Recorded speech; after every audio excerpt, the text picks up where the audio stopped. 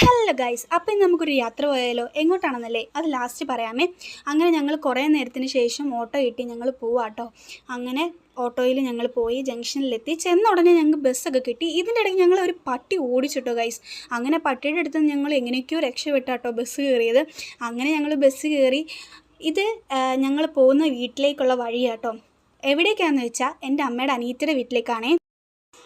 വേറെ എങ്ങോട്ടുമല്ല ഗായ്സ്, എൻ്റെ കുഞ്ഞാൻ്റിയുടെ വീട്ടിലേക്കാട്ടോ. എൻ്റെ കുഞ്ഞാൻ്റി എന്ന് പറഞ്ഞാൽ എൻ്റെ അമ്മയുടെ അനിയത്തിയുടെ വീട്ടിലേക്കാണ്. കോളേജിലൊക്കെ ആയതുകൊണ്ട് അവിടേക്ക് പോകാൻ കുറേ നാളെടുത്തു കേട്ടോ. ഒത്തിരി നാളുകൾക്ക് ശേഷമാണ് പോകുന്നത്. പിന്നെ അത് മാത്രമല്ല, ഞങ്ങൾ ഇന്ന് അവിടെ ചെല്ലുന്നുള്ള കാര്യം അവർക്കറിയില്ല കേട്ടോ.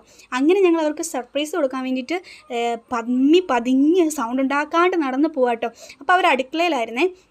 അങ്ങനെ ഞങ്ങൾ കണ്ട് അവരെ ഇങ്ങനെ സർപ്രൈസ് കൊടുക്കാൻ വേണ്ടിയിട്ട് അവരെ ഇങ്ങനെ കണ്ടു.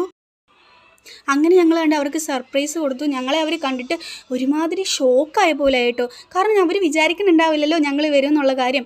അവൾ കണ്ട് എന്നിട്ടും അറിഞ്ഞില്ല, കൊച്ചിനെ കളിപ്പിച്ചുകൊണ്ടിരിക്കുകയാണേ.